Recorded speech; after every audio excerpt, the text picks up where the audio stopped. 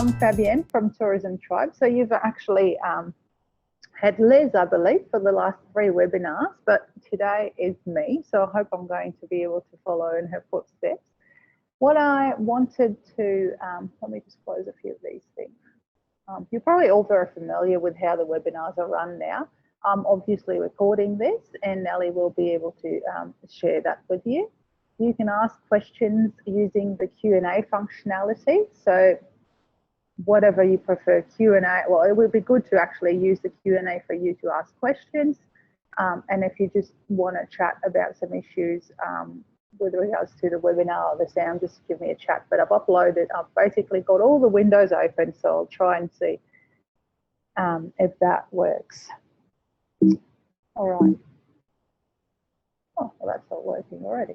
No, that's good. All right, today we'll be talking about how search works, so a bit of the basics in terms of Google, how to optimize your website, and then my favorite one, which is how to optimize your Google My Business listing. So I'll be doing a poll on that one to see how we're all going. I normally love to see faces. It's so tricky not to see anyone, so please feel free to ask as many questions as you have. I know you can only see me and you can't see each other, but if you interact on that chat and on that Q&A, it makes it a much better learning experience from everyone.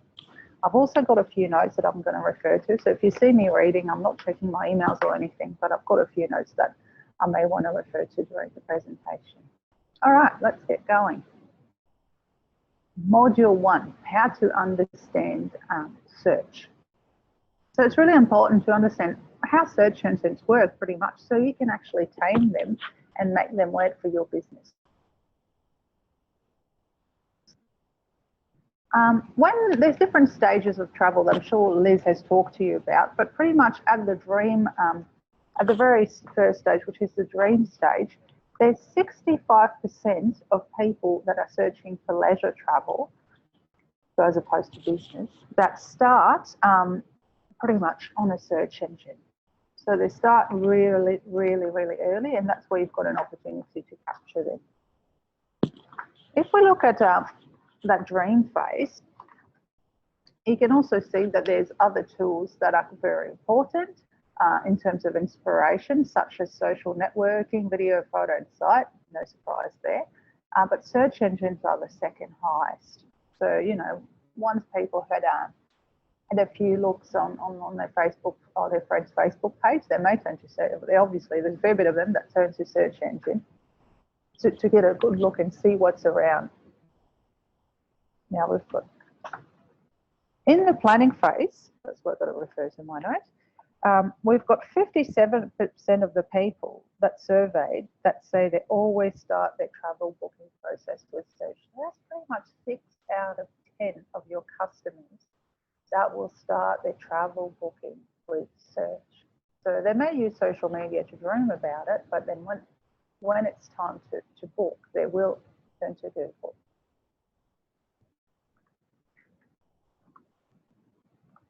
And search engines is definitely the biggest resource for travel planning. Quite interesting, you can see that hotel sites and apps 48% and OTAs are 40%.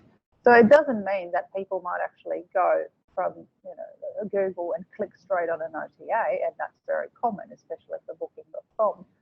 But you still have a chance to shine there on Google, especially with regards to Google My Business listing. All right.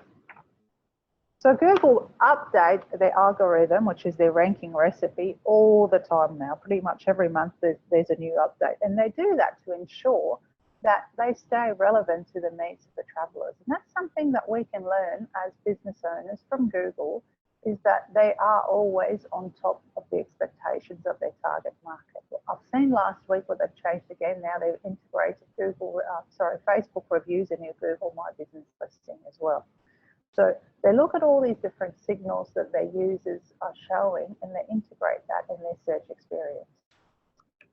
And that's exactly what we've got to do in our business, to integrate all the tools that our customers may be looking for in our experience that we provide them on Google For example, a very simple thing is all the questions that people may ask you when they call you or they ask your local visitor information centre. Have you actually got these covered in your website? And are they covered in depth with as much information as you give them on the phone with your voice? Or is it just a one-liner in an FAQ page that cannot be found? So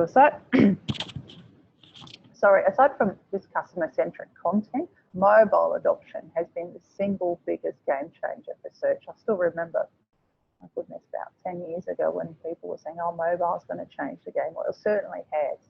Now, I'll just get I might do a little, I'll get you to chat to me. If you had a look at your Google Analytics recently, or if you think about the potential number of people that come to your site from a mobile or from a tablet, what sort of percentage are we looking at? So think about all the visits to your site are 100%. What sort of percentage do you think are the visits that come from a mobile or from an iPad or any tablet?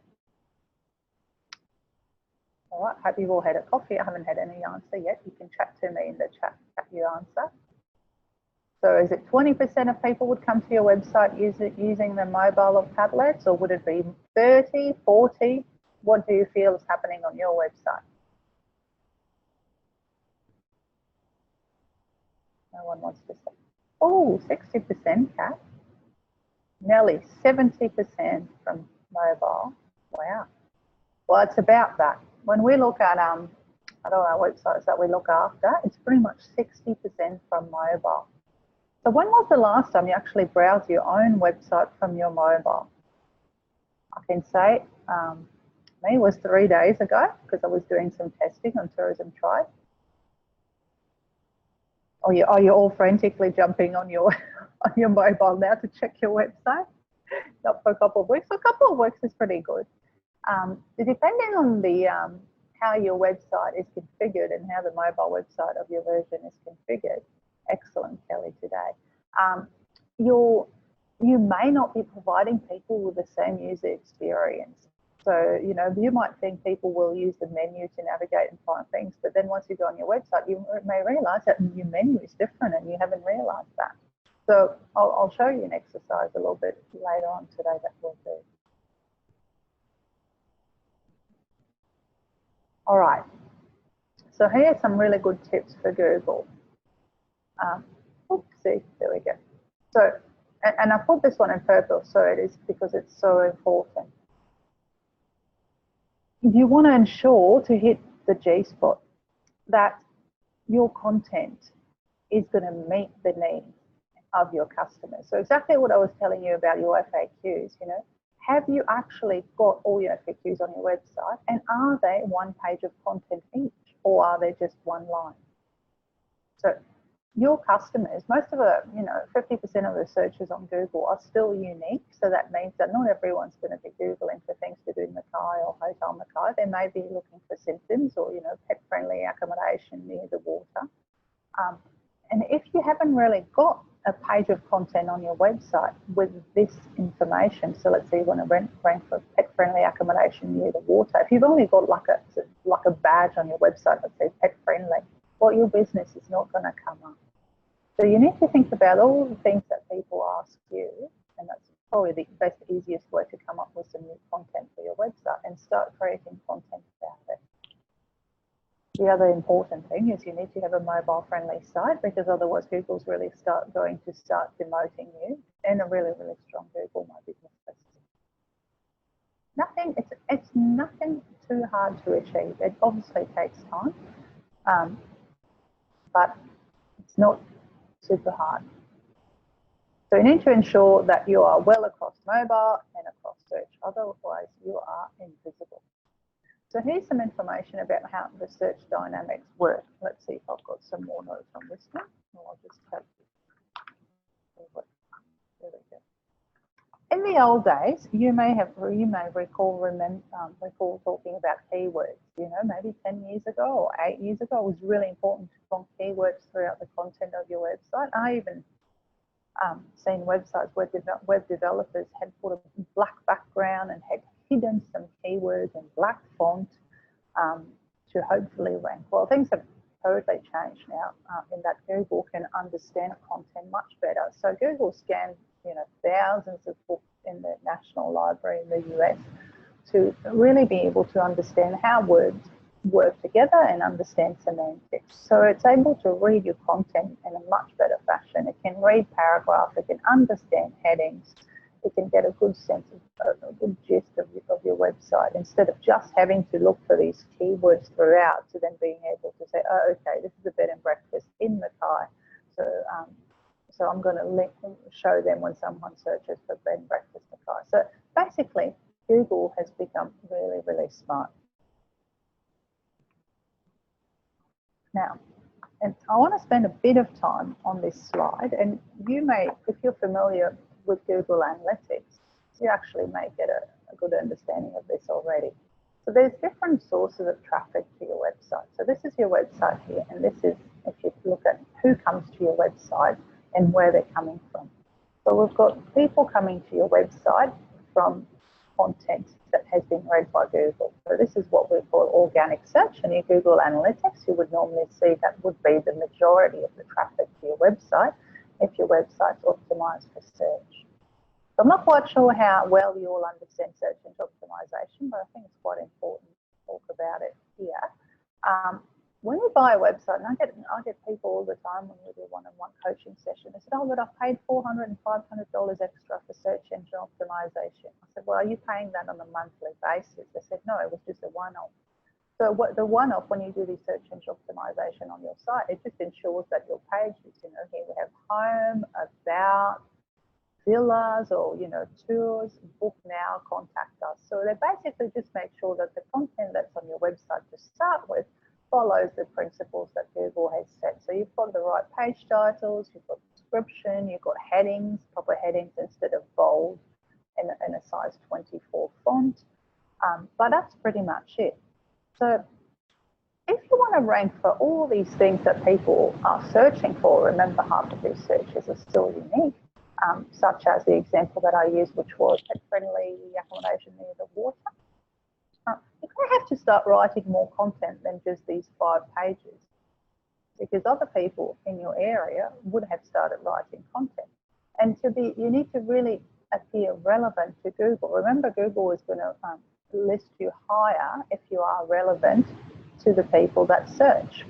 So at this stage, it's quite nice if I use a visitor information center example. So can someone tell me just one name of the people that work at the Mackay VIC? Just in the chat there, so my example will come to life a bit better. Otherwise, I'm just going to call this person John. Oh, Sally. Perfect. All right. Thanks, Melissa. All right. So let's say Sally and Rita work at your local visitor information centre, and you own the tourism business, and obviously you benefit from them promoting your business. So what you want to do to stay top of mind, you want to go and ensure you go and visit Sally and Rita and Nellie once a month at least, to keep them updated in the new developments of your business, or possibly anything else that relates to giving a better experience to your customers. Does anyone do that? Do you go and give Sally, Rita, and Nellie a phone call every now and then to let them know? Or you're currently all making your notes in your diaries? Excellent, Glenn. It's perfect. All right, so I can see that some of you definitely do that. That's perfect. Well, now think about Sally as being a search engine. All right, so they're not. Google has got little robots that crawl your content, and their role is to understand their role is to put that in their mind and learn about you and spit it back to clients when they ask about information. So pretty much your Google robots are like Sally and Rita and Nellie. They want to find the most relevant content about you online so that they are able to match the request of the future user on Google and that content, because their role is to make people find what they want online.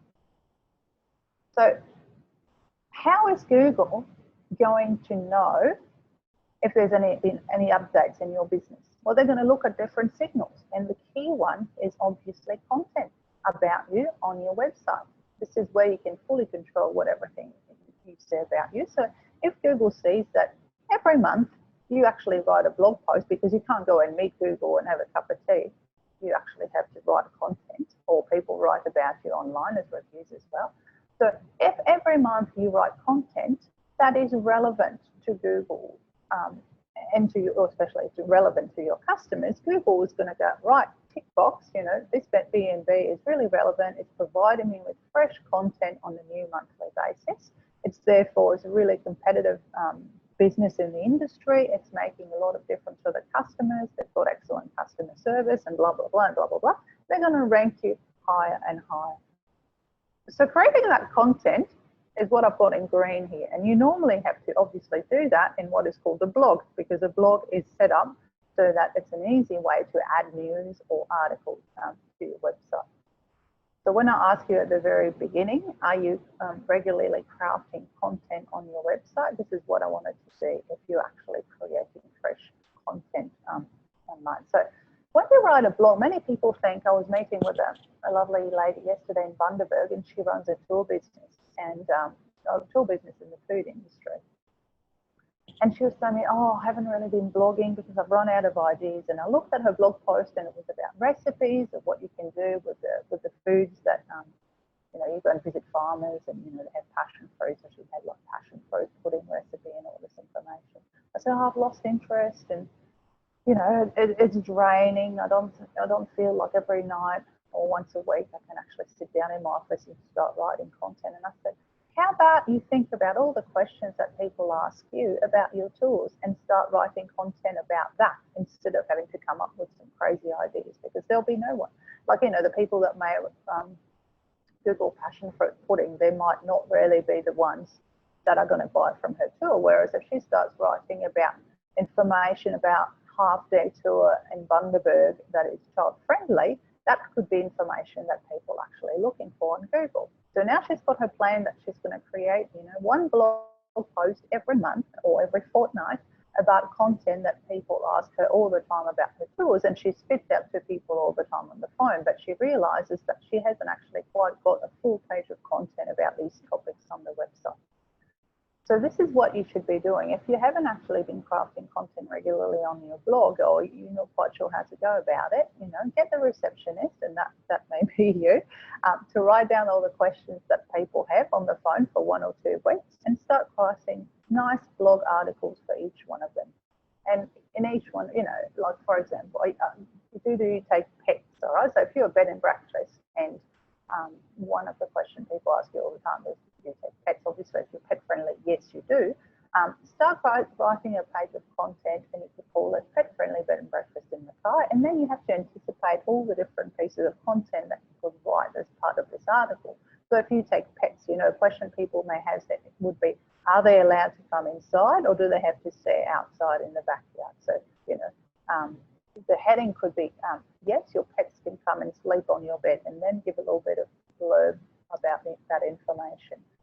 And think about all the other pet-friendly websites that are out there, and even Google them, and look at the questions, all the content that they have. And you're obviously going to go, oh yes, of course. You know, it could be like, do you provide a bed for the pet? Oh yeah, they have pet beds. Or do you know, do I have to bring food for my pet? You know, some places might actually provide food. So all these questions, they might sound silly to you, but Google's going to go look at you going, oh wow, they're a real custodian of their knowledge and a specialist in the pet-friendly accommodation, because they anticipate all the questions that people may have, and they serve them in a golden platter on their website. So this is what's going to happen. So the people that are, sorry, I kind of got distracted a bit. What I was trying to say is, all these questions that you actually add on your blog post, all this content, people are not going to go to your website and then navigate your blogs to read everything about you. What they're most likely to do, and the key reason for you to write them, is that you're writing content related to your subsector of your industry, and that will allow Google to match the search that they're getting to your content. If you don't have any content about where the pet can sleep in your pet-friendly accommodation, you're not going to rank up as high as someone that does. The other, obviously, sources of traffic would be social media. Here I've got MailChimp campaigns. I'm not talking about this today, but it's really important to actually run email marketing campaigns. It could also be AdWords campaigns, then your Google My Business listing, which I've represented here with the map. Other websites linking to your website, and people going straight to your website. So the most important one that will try to provide you with the most traffic would really be, I would say, those two. So have a look at your Google Analytics and see if that's the case. Now, when you go and have a look at your Google Analytics, don't do it now, but I mean this afternoon, have a look at if you've got conversion tracking. And a basic installation of Google Analytics doesn't actually have conversion tracking. That means you have no ability of telling you which one of these sources of traffic converted into a booking. If you have conversion tracking, you can see, oh, wow, my latest MailChimp campaign has generated 5 bookings. That was really worth it. I must have written this MailChimp campaign really well. Let's replicate the same layout and template and tone of voice. That should hopefully get me another 5 bookings next month. Or, wow, I can really see that my effort into writing where this whole, further information about how well I'm going to cater for your pet in my pet-friendly B&B, that article here has generated 8 bookings or 8 bookings and 3 inquiries. So you can see that if you haven't got this conversion tracking in Google Analytics, you cannot tell how many people book and where they come from. You can only tell who's come to your website. But we're all here to make money, so you've got to actually enable conversion tracking to see where you should put most of your eggs in which basket and how much resource and time to dedicate to them. So who's got conversion tracking enabled in their Google Analytics? By conversion tracking, I mean either e-commerce tracking or goals. I'd love to have a few hands up here. Awesome. All right, I'll lower the hands now. Who's not quite sure what I'm talking about? You don't have to be scared. No one can. Let's see. Everyone knows. Oh, okay, Kelly. All right. Well, the good thing is, have you all got your membership to Tourism Tribe? You should by now. There is some fantastic resources about Google Analytics and how to set up this conversion tracking.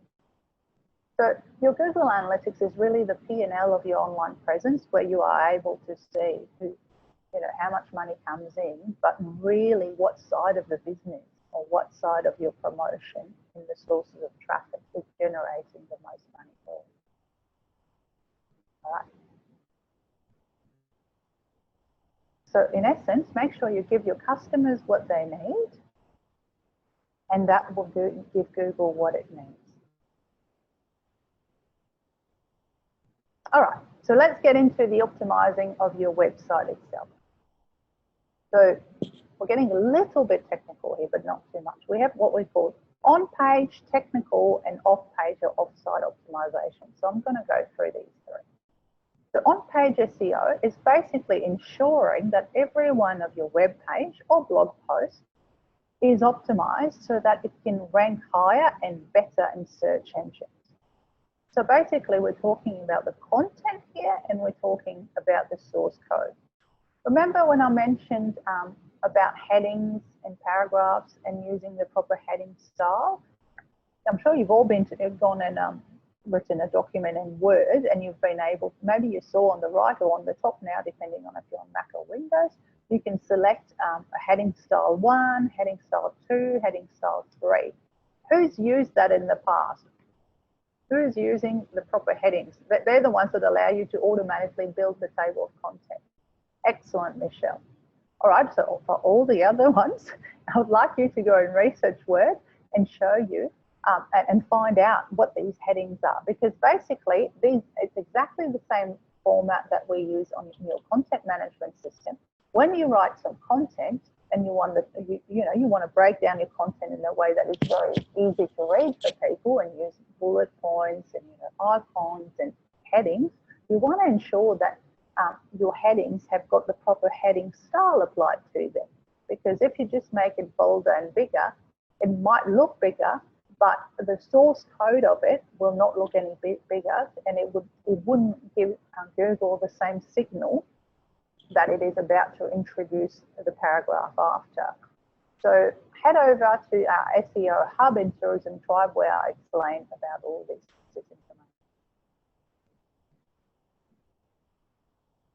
Now, there's other very, very important elements. And remember when I mentioned if people pay $400, $500 to get their website optimized for search when they get it set up, this is the very basics that should happen. Let me all right. Oopsie, sorry. So we're talking about page title and description. So at the very top here, you've got an example of one of our page titles on our website. So in blue at the very top, e-Travel Champions training program, that is what is called the page title, and it's really the exact summary of the page, all right? And below is the URL. So you can see that the URL in green has also got those keywords, e-Travel Champions program, and then we've got a description below that really gives another little bit of an insight into what this program is about. So in our WordPress website, and it's very, most of the content management systems now will let you edit these descriptions and titles and slug or URL. You'll be able to change them. So by default, they're not like this. If you don't use a page title or description, Google's going to pick whatever they want from the page and make it the title and the description. So it's really important you do that, and that's what basically your web developer or search engine optimizer would have done for your $400 and $500 at the start. So if you want to see what your own page titles and descriptions are, so basically that's going to tell you what pages of your website are currently in Google's memory and how they see it. So all you have to do is you have to go to Google and write site colon and then your URL. So site colon tourismtribe.com or witchesfallscottages.com.au, and then you can see all the pages that Google has indexed about your website. So you can see here in Witches Falls Cottages, the first one, it says Witches Falls Cottages, private cottages for couple. You know, that's the USP. That's clear. It's most likely people might be looking for cottage for a couple. And we can see there's some sort of description here. Super friendly, your host David and Daniela live on site and are always happy to help and assist and make your stay a special and memorable experience. So that seems pretty, seems to have met the guidelines of having written something very specific and different for every page. We can see the blokes package underneath. It's not as optimized, and you can see the description has been cut off with ... So I can tell that this description hasn't been optimized, because if they had done that and followed the guidelines, they would have made it shorter so it doesn't get cut off by Google. All right. Make sure if you've got any questions, make sure you ask them via the Q&A. I'll try and then maybe answer them as we go, or I'll answer them at the end depending on how relevant it is with where I'm at. So technical SEO is pretty much how your website is set up. So if you have a really good content management system, like WordPress, for example, WordPress has been designed with search engines in mind. It gets updated all the time, so you shouldn't have too much of a worry. If you've got something that's a bit more old school or backyard job, it's unlikely that it follows the best principles, especially if the system doesn't get updated automatically like WordPress. So that's where you really rely on making sure you use a website that knows how to code, following the best SEO practice. Now, one of the critical part of technical SEO is obviously ensuring that your website is mobile friendly. So I'll get you all to actually go and take this quick test. Head over to testmysite.thinkwithgoogle.com and plonk your website address in there, and let me know the outcome. I'll give you a minute to do it. It's pretty quick.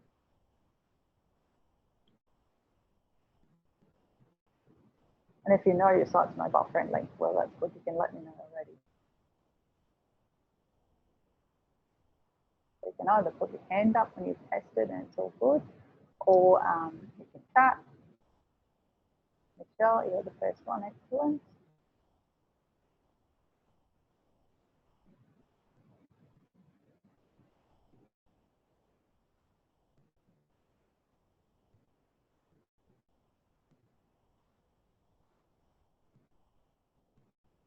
Anyone else? You all tested your site?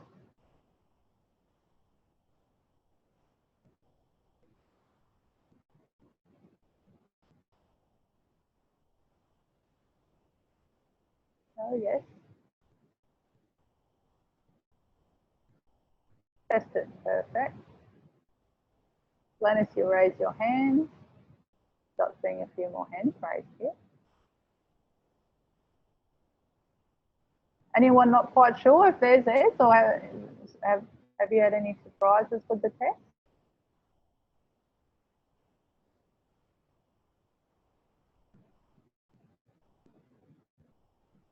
All right, well, that wasn't too successful, was it? I'll keep on going. I don't think it's in the right place. Not in the right. Testmysite.thinkwithgoogle.com.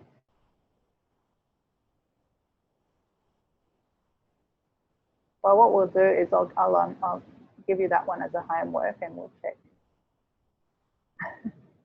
Renee, you said yours is very poor. I'll have to go and check it after the session then. Well, there you go. You know now that it's poor and you know there's a way to improve.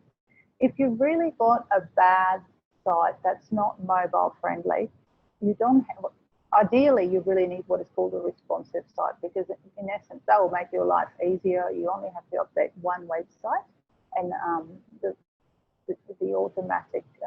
site will automatically resize depending on what tablet or mobile you visited from.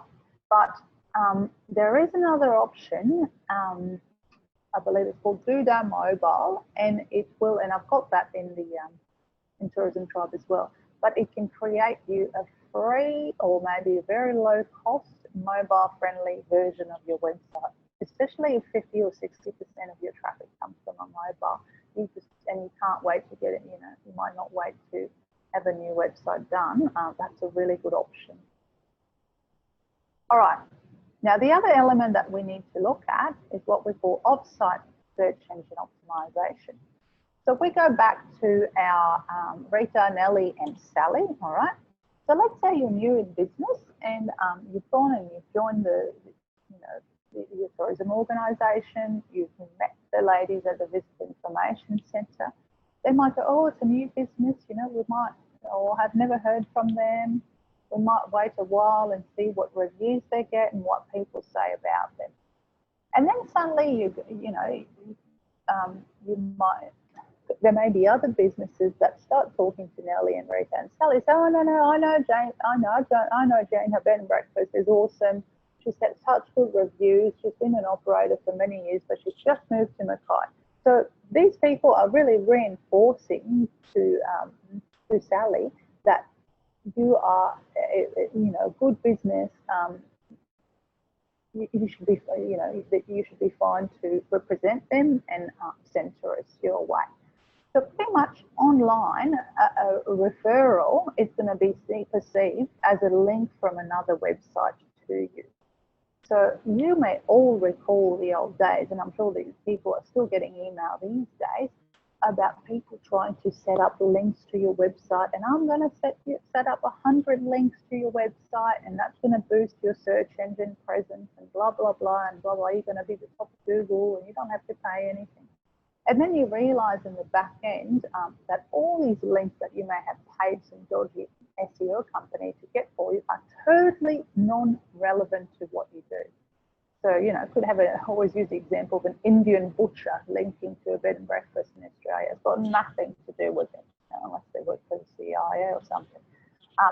So you want to ensure that you get good referrals from external sites that are relevant to your target market and to your business. So if you are pet friendly, and I'm sorry, I keep on using those examples, the first one that came to my mind today. If you're a pet friendly website about accommodation in Mackay, a relevant link would be from a directory that lists pet friendly websites around the world or around Australia. Or a link could be from a travel blogger that travels with their pets and that has stayed with you and reviewed your accommodation. So the more relevant links you have from relevant sources, that means external websites to you, the better your chances are to go higher in the search engine. And that's called offsite SEO. So offsite SEO used to be the #1 thing to do up till about 5 or 6 years ago, till Google changed the algorithm updates. You know, you might have heard of Panda and Penguin, to then focus on the content as a priority and not the links as a priority. And what they did is they started penalizing all the dodgy links. Oh, sorry, they started penalizing the websites that had dodgy links to them, because they've realized that people have paid to have links to trick Google to go further. So definitely think content first, provide key content, but once you've got that content that's there, that's really helpful for your target market, go and source some links and go and search for your keywords and see what comes up. And if you're not at the top of there or not on the first page, look at the results and go and contact these companies and see if they are able to, you know, link to your content. But you wouldn't ask them to link. You would say, look, I've got this really relevant piece of information that I believe is suited to your target market. You know, possibly, do you think we could I could craft a piece for your website or update such and such article? And see that the only thing they can say is no. Or they might have, you know, they might link to you, but if they might just link to your domain name, whereas the information that would be relevant to the people that come from that link is really from within a specific page or a specific blog post. So you'd want them to link directly to that blog post. How are we all going? We're following? All good? We're about, you know, another 10 minutes to go, hopefully, and then I'll take questions. So I'm not, either you're all asleep or you're all really concentrated. I can't see your faces. Let me know if I'm too slow, too fast, or whatever. So the way to find out about these links to your websites, so who is currently, if you remember the slide that I showed before with all the different links to your website, where I had the website in the middle, on the left I had all the different origins of the visit to your site. If we want to find out which sites link to your site, you can go to a tool called Open Site Explorer. And this is a tool that has got a free version from a company called Moz. They used to be called SEO Moz, but Moz are really the guru of anything search engine optimization. So in Tourism Tribe, we have a lot of information about SEO, and we always check our sources with them to ensure that, you know, we're on track and we provide the right information. But if you're really interested in search engine optimization, this is where you head, moz.com. And the URL to this tool, you can just either Google it or just make a note. It's moz.com/research-tools/OSE, so Open Site Explorer. And what it shows you is who links to your website and what is their authority and how much is it helping you rank higher. So on the left here, when you go in the tool, you're able to obviously plonk your domain name, but on the left you can see a few more, basically a few more menus that will go more in depth.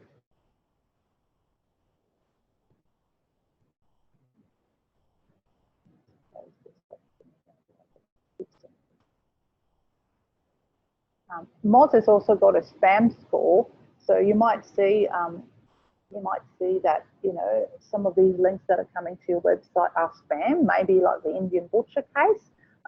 So because Google pays attention to, you know, who links to you now and are they really relevant, you might have a lower or higher spam score. The other important thing that Google looks at to help you with your rankings is social signal. So all this work that you're doing on Facebook, TripAdvisor, Pinterest, Google Places and everything is really not only important for, you know, interacting with your customers, but it showcases Google that, wow, this business is active. It's quite proactive in terms of customer service. That, you know, they get a review on TripAdvisor and within 24 hours there's a response regularly all the time. You know, I'm going to reward these guys. So don't disregard all these signals as well. They are taken into consideration by Google, even though they are not Google tools. All right, so now I would like to move on to the last tool, and we call this Google My Business. So what I'll do, I've started this little poll to get you to pay. If you don't mind, just I've launched the poll. just let me know. You can tick more than one answer. Let me know if you currently have a Google My Business listing and how well it's currently optimized.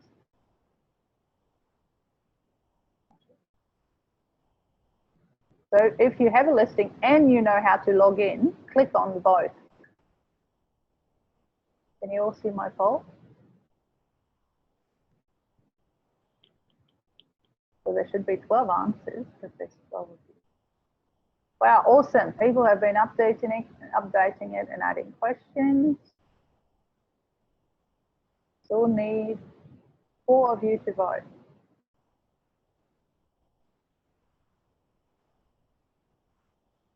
So you're pretty much in line with most operators in Australia that, you know, you do have a listing, but many of you may not know how to log into it, or you might not know the password, or it has been updated, or you're not quite sure what email address it's been updated with. All right, I'll end the poll for here. So I want to take you through an example. I can share the results. There you go. Through an example. So I live in Agnes Water. I've done a little test here. I'm searching for a bed and breakfast in Agnes Water. So I'm not on my mobile, I was on my desktop. And what I see first, and I've broken down the page in 2 little screenshots, otherwise it's going to be tiny to scroll. So we get 4 ads at the top, all right? Booking.com pays a fair bit. That's probably why you pay a high commission. And then we scroll down, what we see is a map with 3 listings. So they call it 3-pack listings. So pretty much, you know, if you bypass the ad because your eye gets, as a consumer, your eye gets attracted by the map, you realize that there is 3 listings there. Now, it's automatically sorted by the date, Sunday 2nd of April to Monday 3rd of April. I don't know why, I don't think I've changed these dates. Which one, and I'll get you to chat to me here, which one would you select and why?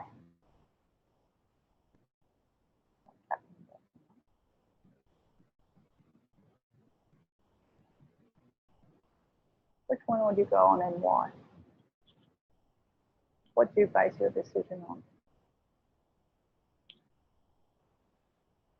Don't be shy.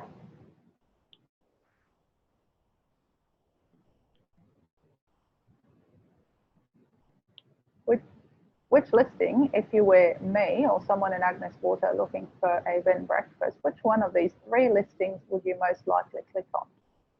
First one, price driven. All right, well, it's the only one that shows the price really.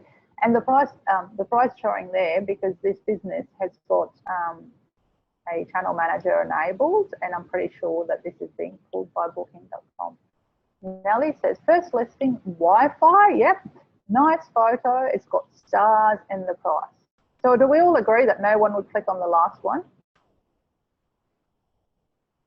Unless you were looking for one that's centrally located. Yeah, all right. So see what you've got, what you're competing with. If you're lucky to actually rank in the top 3, and you would, provided that you actually have optimized your Google My Business listing as best as you can, and you're keeping on top of it, then you've got these stars pretty much to compete with, and the description and the price. All right, that's what I wanted to show you. I'm sure you're going to be searching for your business or keywords that will find your business.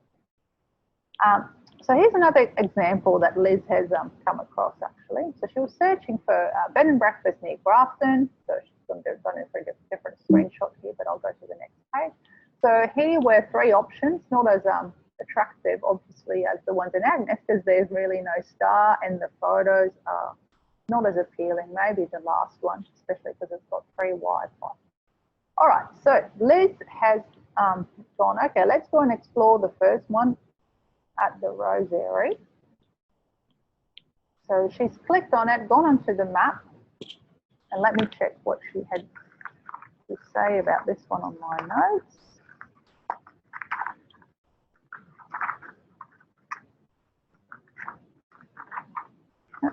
All right. So basically, we're looking at it. There's 3 reviews. It allows me to check availability. The photo's a bit old school, but maybe that's what they're offering. Then she's gone and checked the second one. Nicer pictures. It seems that, you know, we've got a few more details here. The hotel's free Wi-Fi. So this business has actually gone in and updated what they offer. You know, you can go in your business and tick and untick. That's what it does. On that note, Google will always, even if you upload photos, Google will always pick the first photo as an outdoor photo. So if you haven't actually added a photo of your business from the outside, it will try and get one from Google Maps. So you may realize by Googling your business name and seeing your listing come up that the photo is really not nice. Well, that's because Google's picked one. So if you want to have your own, upload a really beautiful photo of the outside and hope for the best that Google will pick that one.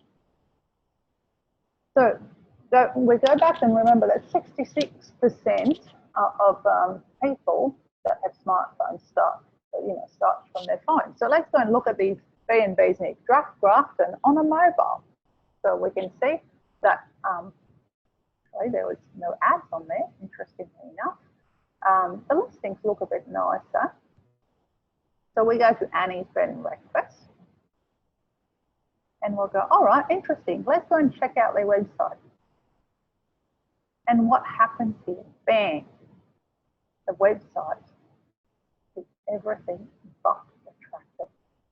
It's not mobile friendly. So we start from a really good experience on mobile and we go to the website and literally go, oh my God, this is just too hard to read. I need to pinch my fingers to open the listing. Bang. So this person that, may have put a lot of effort into getting their listing at the top of Google by working hard with their Google My Business listing, they've pretty much brought people to their shop and the sales assistant is super not friendly, or here the site is not mobile friendly, so they've lost it. That's why it's really important to have a really good mobile experience from online, from Google to your website, because you're pretty much going to lose them here. People are just going to go back to, let's find someone else. So when we obviously run this through the test, we see that the page is not mobile friendly. All right. Now, I'll go to the homework at the end. We always get questions about Google Plus. Do you really need it? And Google Plus was Google's tool that was going to, rivalize Facebook. Well, you can actually have a Google Plus page for your business, so a bit like a Facebook business page, and that gets automatically, kind of semi-automatically populated with the content that you manage on your Google My Business listing. So if you don't want to do Google Plus, let's just ensure that you've got your Google My Business listing, and at least you're going to have some sort of presence in your Google Plus business tab. All right, so how to optimize this Google My Business listing? Obviously, you need to set it up first, and to set it up, you simply Google My Business, and you'll be able to either claim your listing or start it from scratch, or if you've already claimed it and verified it and received the postcard and put the pin in, you're able to edit it. So this is the listing that makes you appear on Google Maps. In the old days, we used to refer to it just as Google Maps. And this is also the listing where you monitor your Google reviews. So if you remember, the example was 1770 Getaway that had the stars. They have a lot of reviews, and they also need to ensure that they respond to all these reviews as well, because this is a competitive space. If they stop answering, and another local business may be responding to reviews better in a better fashion, they may be demoted. And this is also where people can actually click to call, and especially on a mobile, click to get direction. And your Google My Business listing is going to give you access to all that information. We can see when we search on Google Maps directly, if you search on Google Maps for your business, we can actually see if it hasn't been claimed. So Julie's Cafe in Toowoomba here, we can see that this business hasn't been claimed. Even though she's had 17 reviews, or this business had 17 reviews, it hasn't been claimed, so it can't manage the reviews. So very important to ensure that your listing's been planned. If you've purchased the business, you need to ensure that you get the Google account from the people that sold you the business, or you transfer that ownership to your Google account. It's a bit of a workaround for a few weeks to get that sorted. But Google My Business now are really helpful, and you can actually call them and they'll help you. So once you've maximized your listing and filled out all the information, what you still need to ensure, remember like when I was talking before about the standard SEO and you have your on-page optimization and then your links to it, where very similar thing happens at the local search level, which is what Google My Business is about. It's local search. So you need to optimize your listing itself, but you need to ensure that you actually get other websites pointing to you. And you can't really link to your Google My Business listing, but the way you do that in local search, you get other websites to mention your business name and your address. So once they do that, it is called a citation and is a signal to Google that there's other businesses confirming that you are local. So you need to ensure you get as many citations as possible. So a citation would be, if you Google local directories, Mackay, you would find True Local and all these other directories. This is where you would set up these listings for your business. And set up the free one, so you may not be able to put your website, but ensure that you utilize the same address that you've used on your Google My Business listing, because that will give you that citation. So in order to also help with that, you need to have your business address on every page of your website as well. So if you're on a corner of a street, make sure you choose one or the other, or your proper postal address, and use that throughout. Here we can see Quest Toowoomba, so they have great photos and also photos that have been uploaded by the business itself. Not only, and we can see here that people have responded to the reviews. So clean room, smells good, comfortable, nice pillow. It's a deadly, brilliant, awesome place to stay for a weekend getaway. Highly recommended. Wow, I don't know if I want to say that, it's deadly. Thank you for your wonderful review. Our central location enabled guests to explore the city on foot, and we're delighted to enjoy your weekend. So what you do is you try, when you respond, you try and give people that always a bit that extra information. So blow your own trumpet here. So they said, perfect here. It's great for people that explore the city on foot. Oh, well, okay, that's a good idea. I didn't actually think about that. I'll go and book there because I can walk everywhere. Now, pretty much your Google My Business needs to be managed like TripAdvisor in terms of reviews, but it's not as easy, and God knows why, it's not as easy as TripAdvisor to get a proper link to your Google My Business listing. So on TripAdvisor, you can copy the URL and post that in your thank you email. Well, on Google My Business, you actually have to build this URL yourself. So I've written the steps here, and you'll be able to watch the video or the slides. Get the slides to actually find those steps. But basically, you need to go to this website address called developers.google.com/place-id, then search for your name, and then copy the place ID that appears like this big long line here for Tourism Tribe, and then write it after the URL that's copied here. And then you can send that in your thank you email. And when people click it, it'll take them straight to your Google listing review page where they will write a review. Very important. All right, so that brings us to the end of today's webinar. So the takeouts are pretty much Google's the market leader in search, and you've got to work with it. Search is not only used at the dream stage, but also at the booking stage, and for pretty much most of the stages of the purchase life cycle and purchase journey. So you need to be aware that your site is optimized for search, that you've got proper content as well, and that your site's mobile friendly. So search engine optimization used to be a technical process, getting those links to your site, but now it really is a creative process about writing that content. Content is key. Come up with the ideas of what content your target market will be interested in. The FAQs is a really good one to start with, and make sure you stay on top of it. The website usefulness, content relevance, and site credibility. are also key strategies for your business. And you've got to ensure that your Google My Business listing is up to date and get those citations.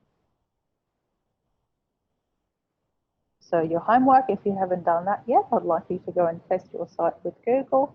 Think about your target market and what search terms are they likely to use. So that was the example that I gave you with the pet friendly, near the water. Claim and update your Google My Business listing.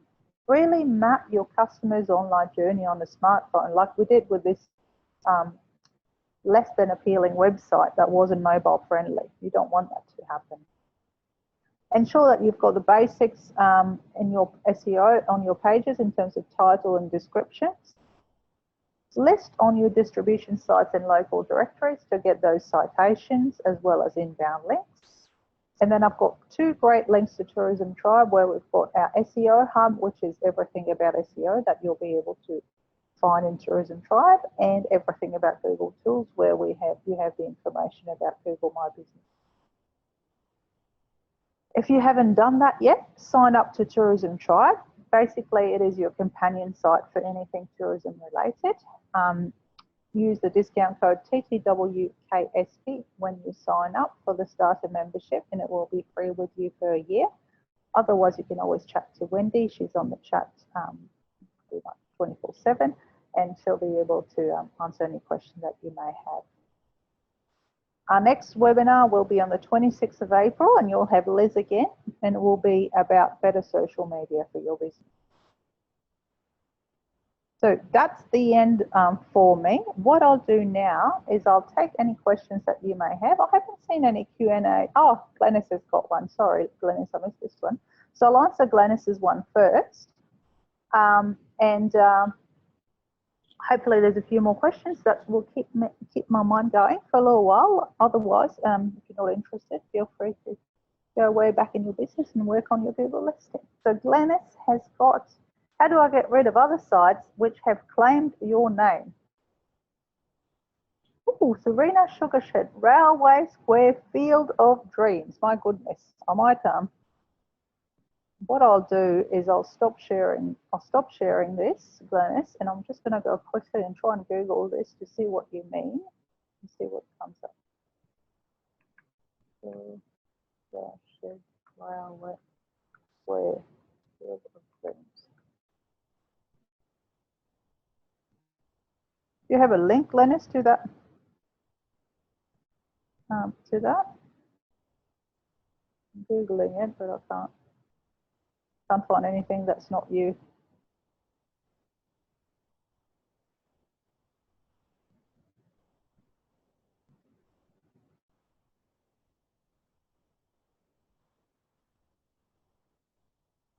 I'm Googling that, but nothing's coming up, so I'm not quite sure what you mean. If you want to give me a little bit more information, I'll keep trying, and I'll take any other question that we have.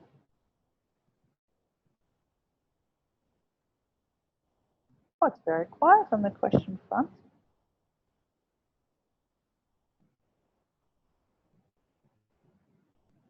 No one's got anything.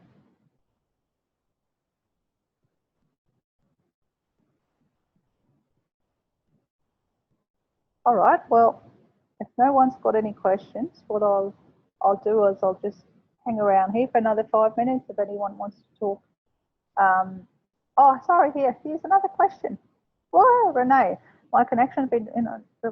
Oh, I thought you had a question. So I have to catch up once it's posted on the Mackay Tourism website, no problem. Okay, now Glenys, you've given me another bit of info here, so I'm going to go and Google this. Serena.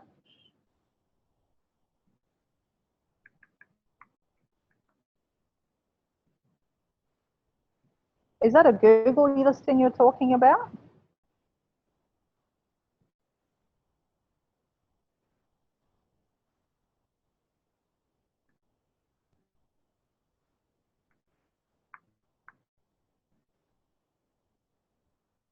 Serena. Oh, right, hang on. All right, finally I'm getting it, Glenys. All right, what I'll do is I'll share my screen so those of you that are still here can see. Oh, you're all still here, so that's fabulous. All right, so Glenys, you were talking about Google My Business, I guess, and I Googled Serena Sugar Shed Broad Street. So this is obviously, is that you, that first one? Looks. Is that yours as well? So if you, what you should do in that case is probably try and claim all these and then delete them. So if you claim them all under your business, and some may have been created by you know, I've seen a few years ago that these listings get created automatically. There's some sort of content online. So if that's you and that's not you, I would try and look at this one, claim it because it's unclaimed. You can claim this business and then just delete it. Moz has also, you know, moz.com has also got fantastic information about local search, especially with dealing with duplicate listings and all those.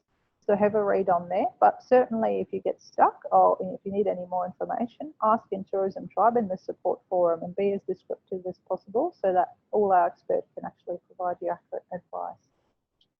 So I hope I've been able to answer that one. Then Karen has got another one. Got a Google Plus page. How can we swap this over the Google My Business? So you don't actually swap it over. You have to go into your Google My Business and pretty much claim, you know, set up your listing. So if you want to start here, and I don't know what your business name, but let's say yours was Serena Sugar Shed Broad Street, and that was this one. If your business name is already existing but not claimed, you start by clicking Claim My Business. If you can't find it, you have to go to Google My Business. Basically Google My Business and set up a listing. But all the instructions are in the Google Hub on Tourism Tribe to achieve that. Have I answered your question? I hope so. And there's still a few chats. Oh yeah, there you go. I saw Glenys answering there. All right. Any other question that I can help with?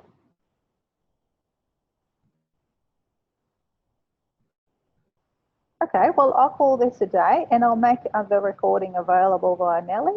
And feel free to head to Tourism Tribe. I hope that it was useful to you and it wasn't too technical on the SEO side of things. Remember that content is really key. And if you're not good at writing, just possibly find someone who can type it all up for you. But it's always excellent to actually be able to work with a business owner to craft that content, at least extract that content. Because otherwise you are, you know, if you pay someone who doesn't get any information from you, it's definitely not going to be as good as if we get information from someone that knows their business and the customer. Now, on a side note, if you haven't heard yet about the digital grants available to Queensland businesses, please feel free to ask Wendy on Tourism Tribe. But there's dollar for dollar matching for Queensland businesses at the moment that are registered for GST by the Queensland state government with anything to help you with your digital marketing. So if it's hardware, software, website, content, drone photography, anything that you need, you are eligible to, you are able to apply and hopefully will be granted a grant up to $10,000 worth of dollar for dollar matching from the state government. Okay. Ooh. You've applied and it's been granted. That's fabulous, Renee. Wow. I'm keen to know how long it took them to answer you. Was it a quick process? While you tell me, Renee, I'm going to look for the Shores Holiday Apartment. Is it at Blacks Beach? So there it is. You've got to claim it. It's unclaimed here, Karen. See? So that's your job for the afternoon.